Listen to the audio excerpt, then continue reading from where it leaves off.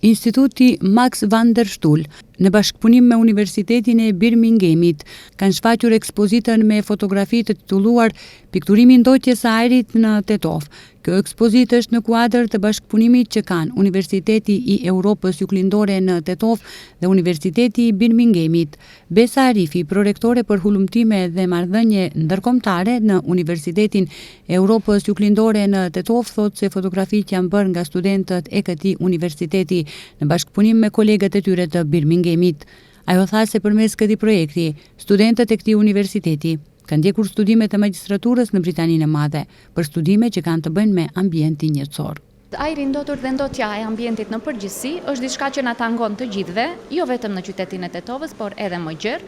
Është një sfidë e kohrave moderne, është me përmasa globale dhe qëllimi i këtij projekti është që të ngrihet një herë më së pari vetdia për nivelin e ndotjes në të cilin edhe ne jetojmë, por megjithatë qëllimi është po ashtu edhe ngritja e kapaciteteve për të bërë hulumtime shkencore lidhur me këto çështje.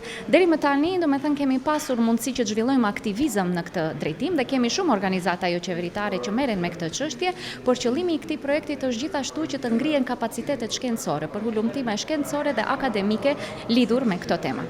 Në ndërkohë, profesor nga Universiteti i Birminghamit thonë se, sikurse vendet tjera në botë, edhe Tetova ka probleme me ndotjen. Sipas tyre, ndotja më e theksuar është gjatë muajve të dimrit. Vendet ku janë bërë fotografitë janë përcaktuar paraprakisht nga profesorët me qëllim që të shihet sa më qartë ndotja. So Tetovo, like many places in the world, has a problem with air pollution.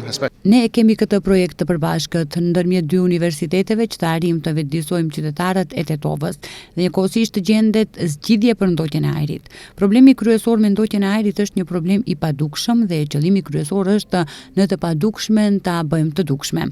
Pra, përmes fotografive, dëshirojmë që njerëzit ta vërejnë mirë ndotjen, tha Francis Pope, profesor në Universitetin e Birminghamit.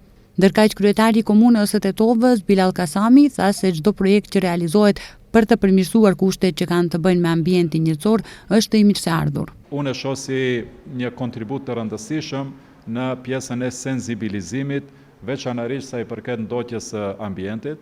Ne jemi në një luftë të përditshme si shoqëri me element të pandërgjeshëm të shoqërisë tonë, të cilët në përditshmëri ndotin ambientin në gjitha format e tyre dhe prandaj betejë jonë është e përditshme për t'u ballafaqjuar me këta pjesë të shoqërisë dhe ballafaqimi sigurisht që nuk duhet jetë, do kisha thënë fizik, por duhet jetë në përditshmëri edhe në këso forma për të krijuar një gjenerat të re të cilët jo vetëm që do të ëndrrojnë për të jetuar në një ambient më të mirë, më të pastër, më të rregulluar, por edhe do të kontribojnë dhe bashkarisht do të jemi kontributor që të jetojmë në një ambient të tillë. Vendet ku janë bërë fotografitë janë përcaktuar paraprakisht nga profesorët me qëllim që të shihet sa më qartë ndotja.